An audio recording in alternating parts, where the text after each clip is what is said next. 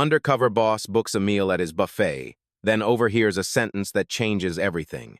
Hello everyone, before we begin today's story, I have a small favor to ask.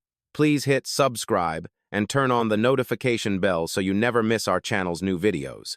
It's quick, free, and the best way to support us in bringing you more dramatic stories. Your support means the world to us. Where are you watching from? Drop your city or country in the comments below. Thank you very much.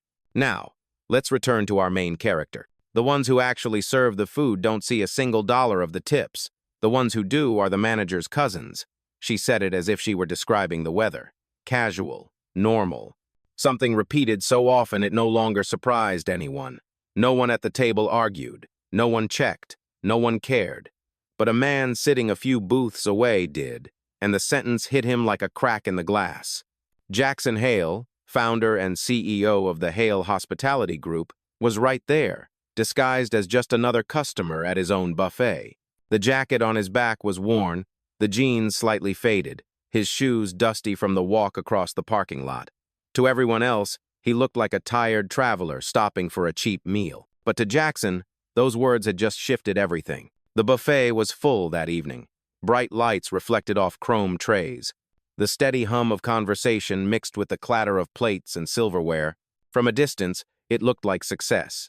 A thriving location, families lined up at the carving station, kids laughing near the dessert bar. But to Jackson, sitting alone at a corner table, the illusion was beginning to fray. He lifted his glass of water, but his mind was no longer on the meal. His eyes tracked the floor. He noticed how certain servers carried plate after plate, weaving between tables, balancing trays with practiced ease.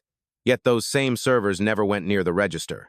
Instead, two other employees lingered by the POS terminal, collecting every credit card, processing every bill. Every digital tip flowed through their hands.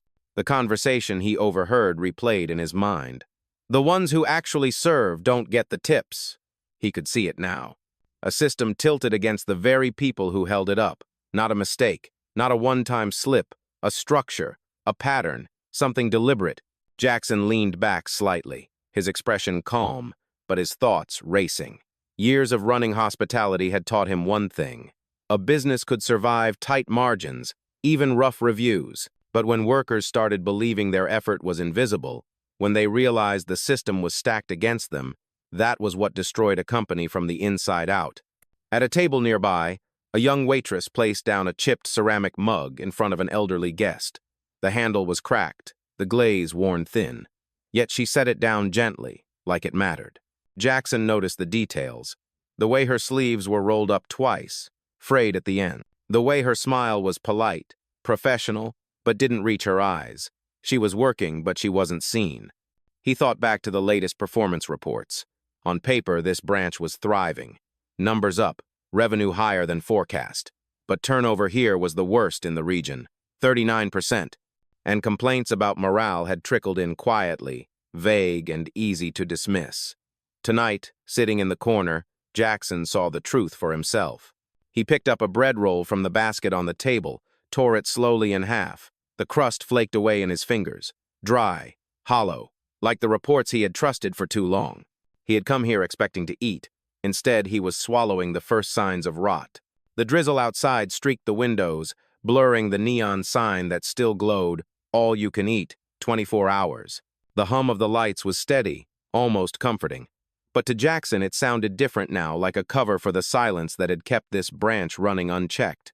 He exhaled quietly and reached for the small notebook he kept in his pocket.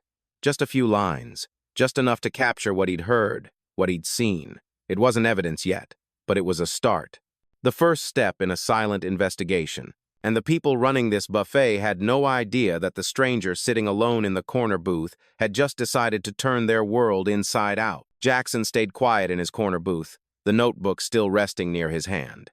He hadn't come here for dinner, not really. The plate in front of him sat barely touched, roast beef cooling, mashed potatoes congealing at the edges. What filled him instead was the slow, unmistakable burn of clarity. Across the room, the staff moved like pieces in a machine, but something about the rhythm was wrong. The younger servers hustled table to table, clearing plates, refilling sodas, carrying stacks of dishes heavier than they looked. Yet whenever a guest pulled out a credit card, the transaction didn't go through them. It was always rerouted to two men who lingered near the register. One of them, a broad-shouldered kid with slicked hair and a crisp uniform, leaned casually against the counter between swipes. He didn't carry trays, didn't refill drinks, didn't bus tables. His posture wasn't that of a worker mid-shift, it was of someone who already knew his place was secure. The other hovered nearby, older, arms crossed, as if guarding the screen itself. Every tip that entered the system flowed through their hands. Jackson's gaze drifted back to the young waitress he had noticed earlier. She was smaller than the trays she carried, sleeves slipping down over her wrists, apron strings frayed but tied tight. She moved with intent, graceful even in exhaustion. Her work filled the room, yet she never touched the POS terminal. When she passed his booth again, Jackson spoke softly, just enough for her to hear. "Why don't you ring in the payments yourself?" She didn't break stride. She bent to collect a stack of plates, her voice dropping just low enough to blend with the hum of the overhead lights. "I don't have access. Only certain roles do." Her words landed heavy. Jackson pressed gently, his tone casual but sharp enough to cut through. "Who decides that?" She tilted her chin ever so slightly toward the counter, where the branch manager stood laughing with a guest, his shirt pressed, his tie neat, his confidence effortless. "He does," she whispered. "He sets all the roles, and that one," her eyes flicked toward the slick-haired kid, "is his nephew." Jackson didn't move. His expression stayed neutral, but the muscle in his jaw tightened. A simple configuration in the POS had turned fairness into favoritism. A system designed for transparency had been manipulated to create privilege. The waitress shifted, then reached into her apron. She pulled out a small spiral notebook, edges soft, cover bent, pages swollen from use. She placed it down near his plate with a kind of quiet reverence, as though it held something fragile. "I just needed to know I wasn't imagining it," she said. "So I wrote everything down." Jackson flipped gently through the pages. Each entry was dated, each bill total recorded, each tip logged in careful handwriting. Red circles highlighted the gaps between what customers left and what she received. Notes filled the margins, times, discrepancies, shifts when tips vanished completely. She leaned closer, her voice trembling but steady. "I've lost over $600 this past month, but what hurts more is no one ever asked, no one checked, not once." Jackson closed the notebook slowly, as if sealing a vow. He didn't say much, only nodded once. In his chest, something shifted. Evidence, patterns, proof, the kind no quarterly report or polished dashboard could ever reveal. When she walked away to tend another table, Jackson slipped his phone from his pocket.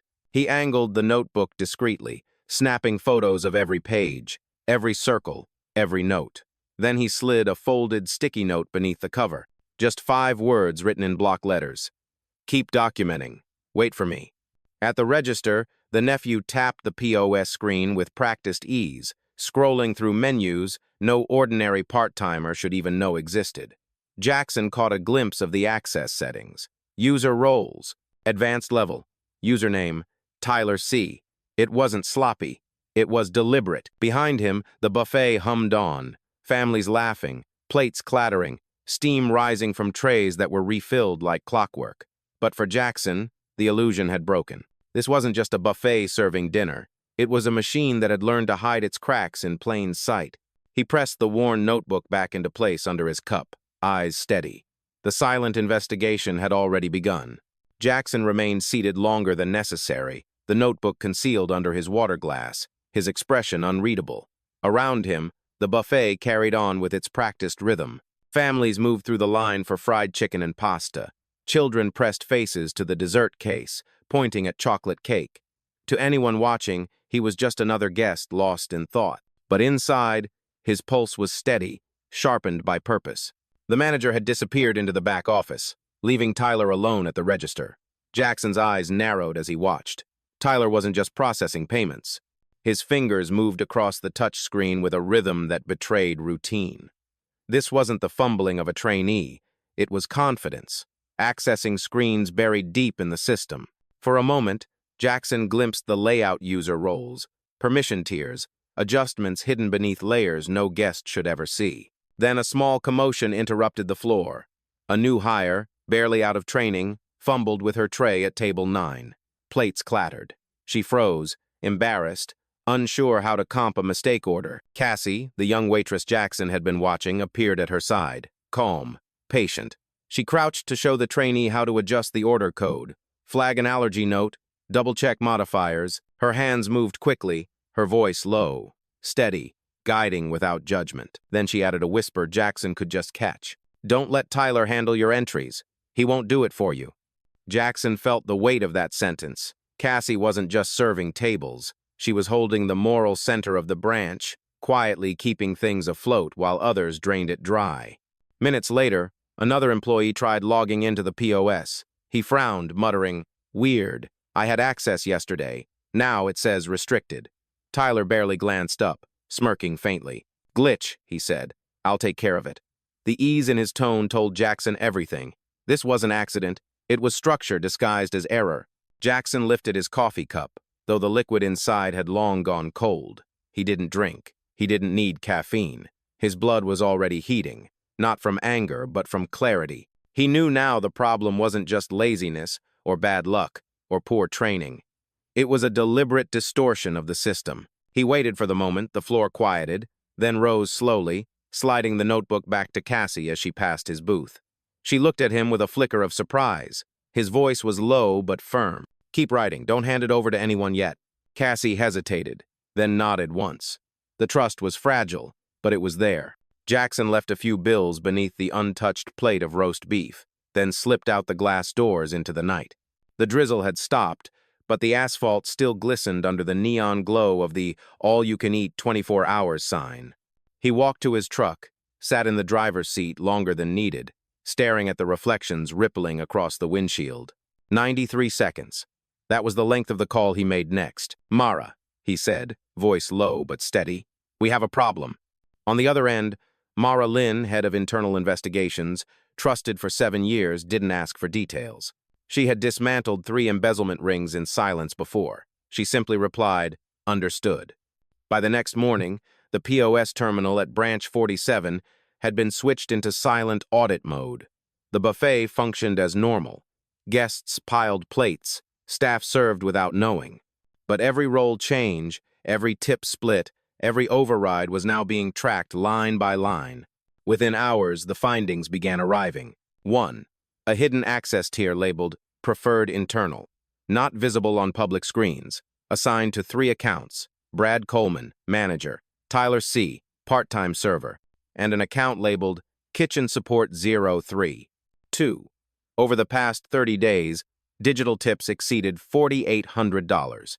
67% of that total had gone through Tyler, though his table count was less than 15%. 3. Payroll listed a part-time kitchen employee named Marcus Hill, logged 21 shifts. But Marcus Hill did not exist in HR records. No tax file, no valid Social Security, a ghost account. And then, the final discovery. Payments routed to a shell company, Henderson Logistics LLC. Every Friday. On paper, it looked like staffing fees. In reality, the amounts matched the missing tips to the dollar. Jackson sat in his office hours later, the rain outside gone, the city skyline sharp against the evening sky. He read each line of the report in silence, the notebook Cassie had given him resting beside his hand. This wasn't just mismanagement. It was theft woven into the fabric of his business. And tomorrow, he would walk back into that buffet, not as a stranger, not with a notebook, but as the man who owned it all, and someone was about to learn what accountability really meant. The next evening, Jackson returned to the buffet. This time, he didn't come in a worn jacket or faded jeans. He walked through the doors in a dark blazer, polished shoes, and a quiet presence that shifted the room before a word was spoken. The same neon sign hummed outside, the same trays clattered, but now every eye seemed to turn a beat slower as he passed. He didn't stop at the counter. He walked straight to the same corner booth where he had sat unnoticed just a night earlier. Cassie spotted him first, her steps faltering for half a second. She caught his gaze. He nodded once, calm but firm, then placed a slim folder on the table. When Brad Coleman, the manager, emerged from the back office, Jackson stood. His voice was even, carrying just enough to reach the surrounding tables without needing to rise.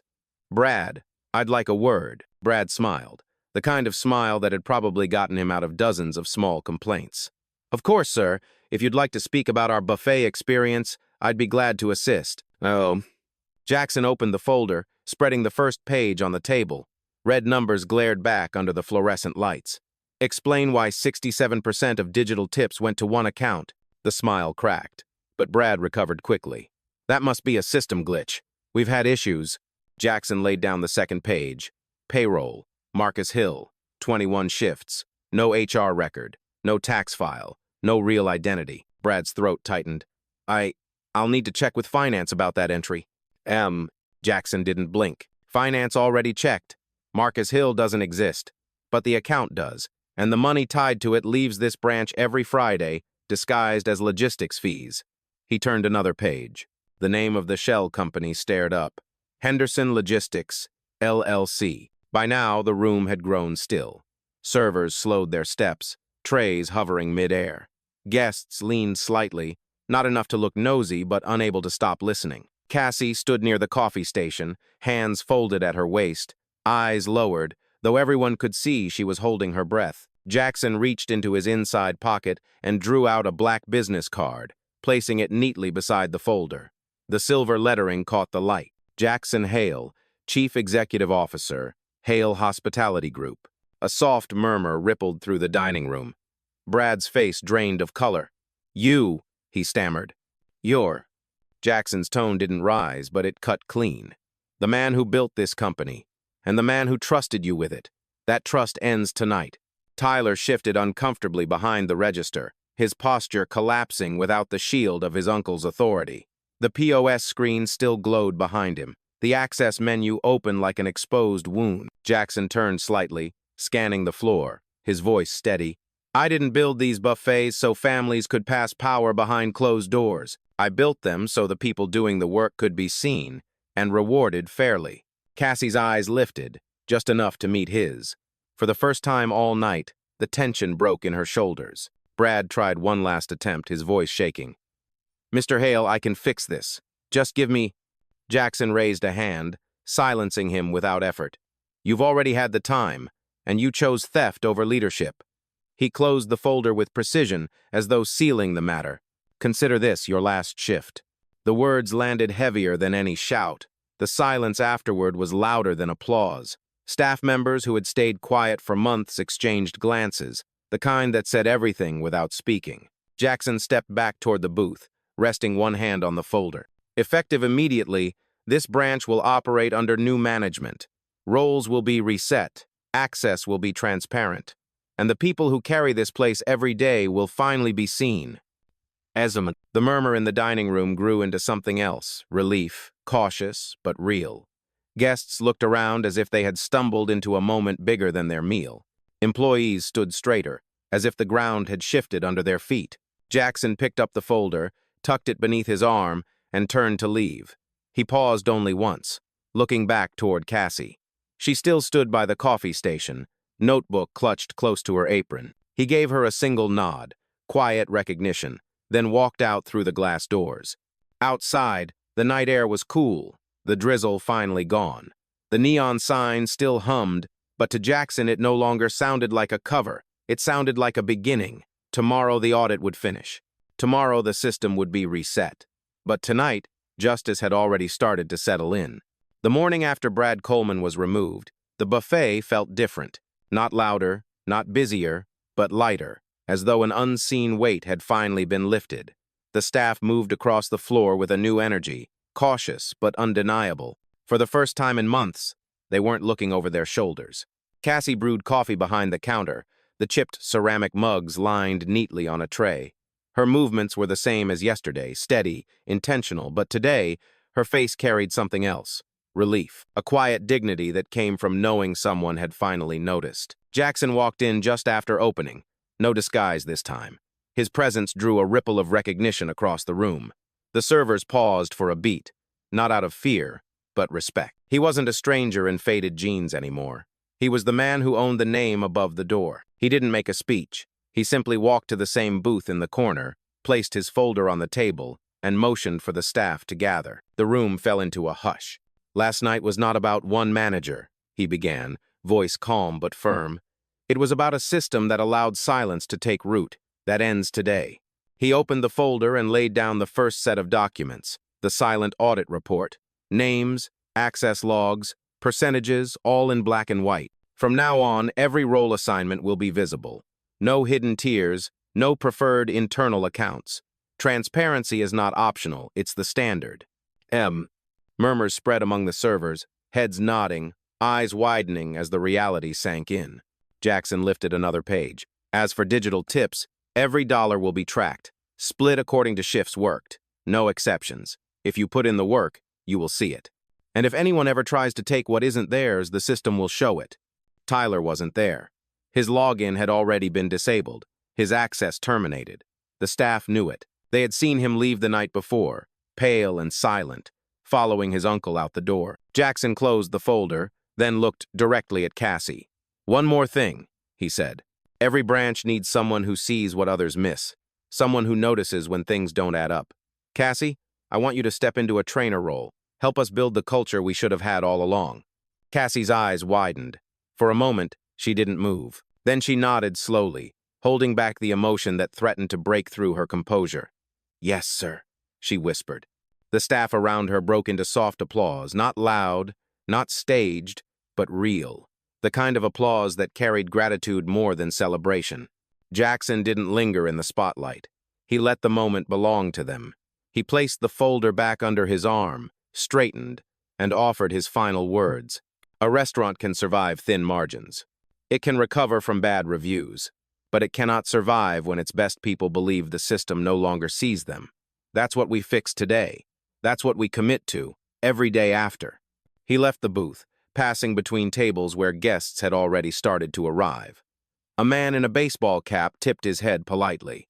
A woman near the salad bar gave a quiet nod.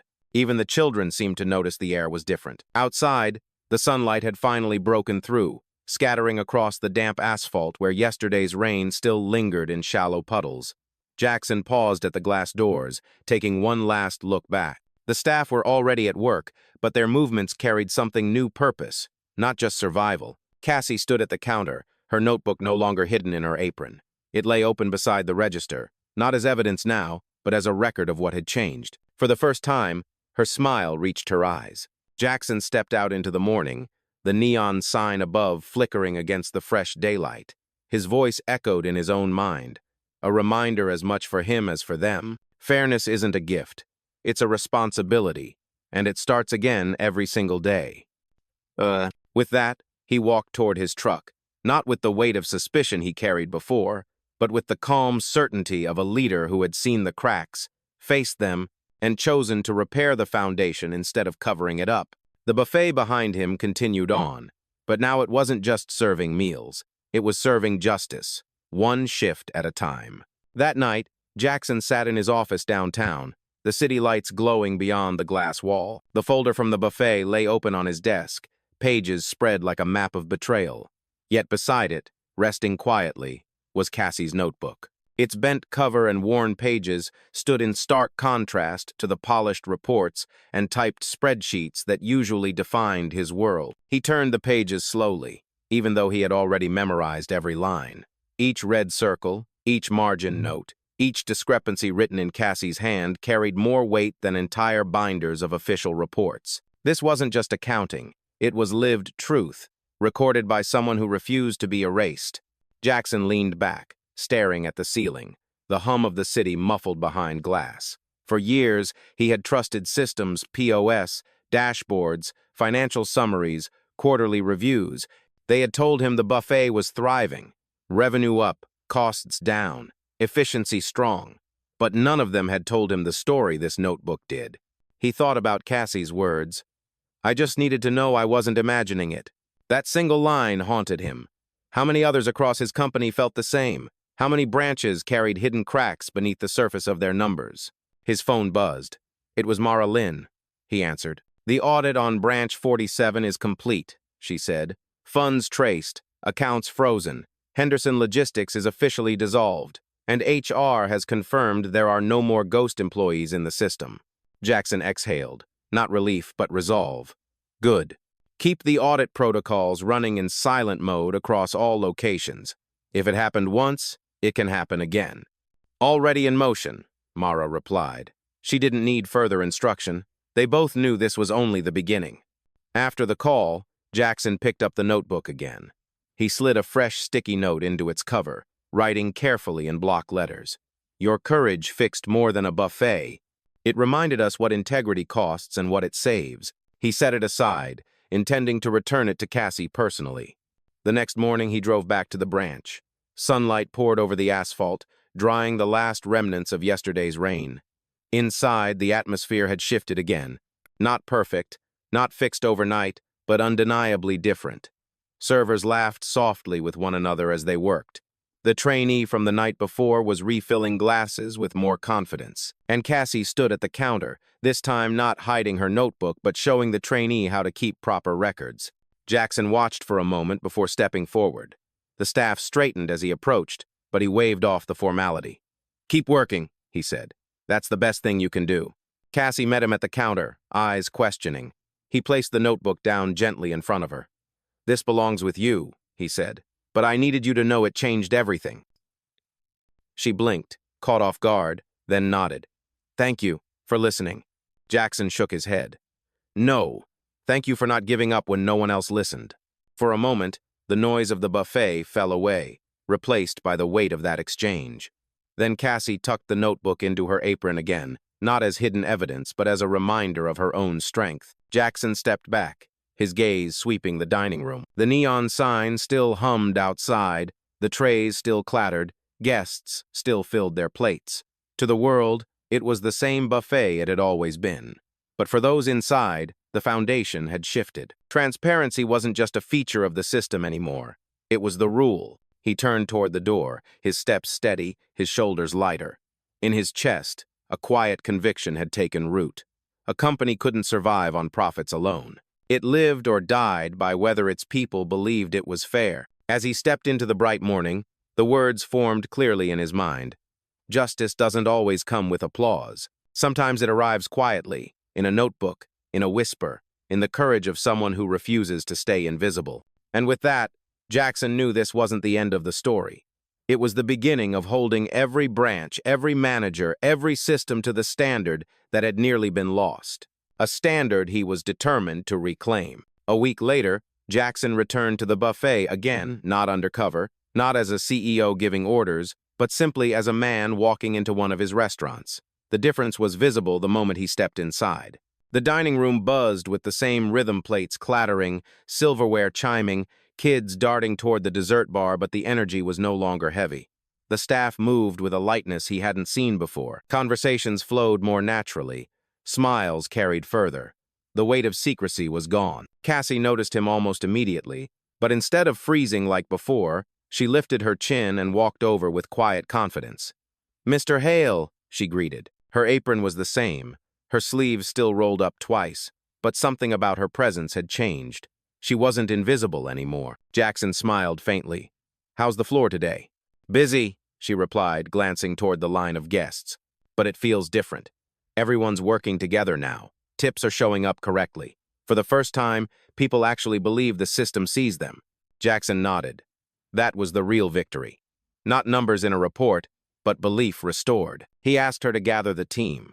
Within minutes, the servers, bussers, cooks, and hosts circled near the counter. They were cautious at first, but as Jackson began speaking, their shoulders loosened. I know the last few weeks have been hard, he said, his voice steady.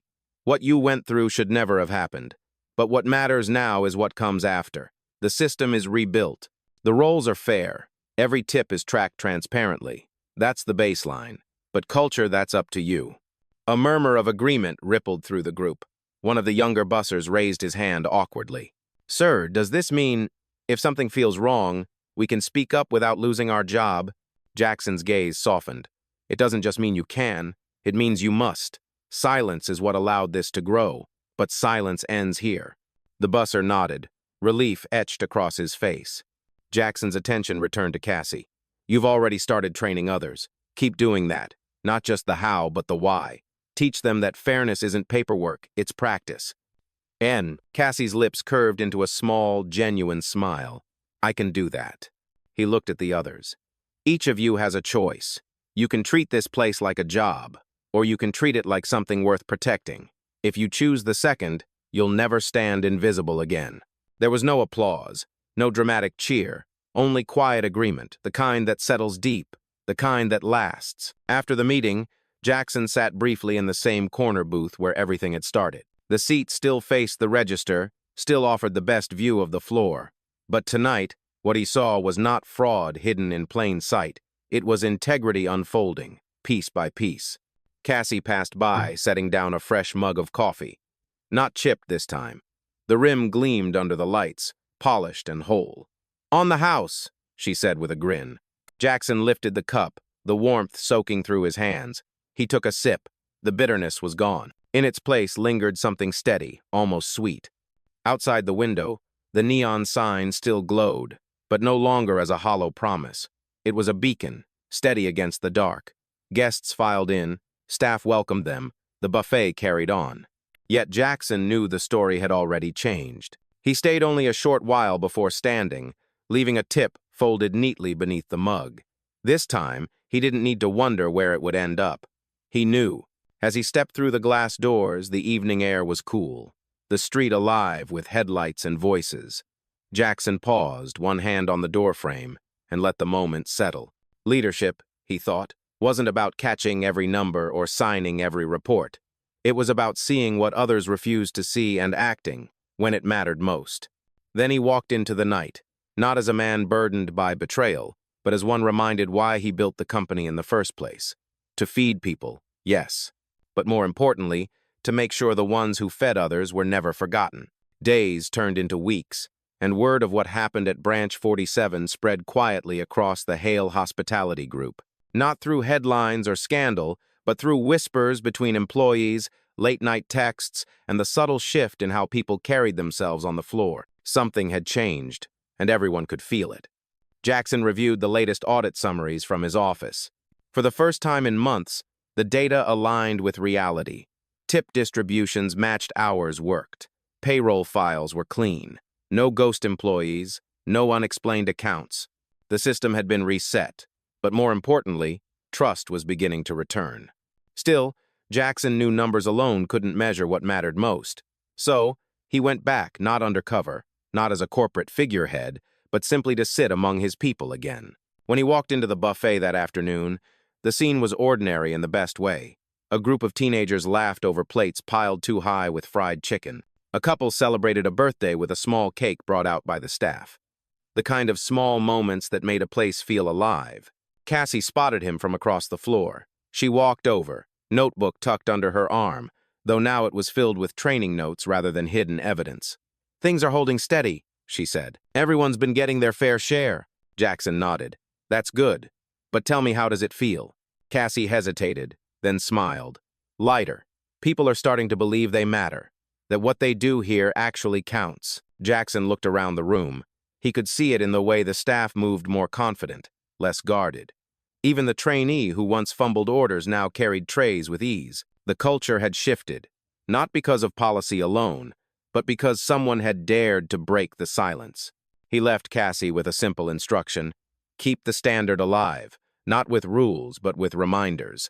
Later, as Jackson stepped out into the fading daylight, he paused beneath the glowing sign. To any passerby, it was just another buffet. But to him, it was proof that leadership wasn't about being everywhere at once, it was about being present where it mattered. Fairness had been restored, not with noise or scandal, but with persistence and quiet courage. And as Jackson walked to his truck, he knew this lesson would echo far beyond a single branch. Justice had arrived not with applause, but with a notebook, a whisper, and the strength to keep going when no one else would. A month later, Jackson returned one last time to Branch 47. The buffet looked much like it always had, rows of trays steaming under the lights, kids racing each other to the dessert station, families gathered over plates stacked too high. But underneath the familiar routine, something permanent had taken root. The staff moved with an ease that hadn't been there before. Conversations flowed, laughter slipped through between orders, and every swipe at the POS was ordinary, transparent, routine. Nothing hidden, nothing stolen. Just work done, pay received, fairness restored. Cassie stood near the counter, guiding two new hires through their first shift. Her notebook was open, But not as evidence this time now, it was a guide, filled with tips, reminders, and encouragements written in her steady hand. She caught Jackson's eye across the room and offered a quiet nod. Not of fear, not even of gratitude, but of partnership. She wasn't invisible anymore. Jackson took his old seat in the corner booth, the same place where everything had begun. A steaming cup of coffee arrived, this time in a mug without cracks, set down with a genuine smile. He wrapped his hands around it, letting the warmth settle. He looked around the dining room, at the servers weaving between tables, at the guests enjoying meals without knowing what had been uncovered weeks before.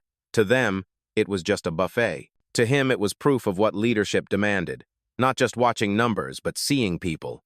As he rose to leave, Jackson placed a folded note under the cup, not for Cassie alone, but for anyone who might find it. It read, "Fairness isn't a gift, it's a commitment. And it begins again every day you choose to see the unseen." He walked through the glass doors into the evening light.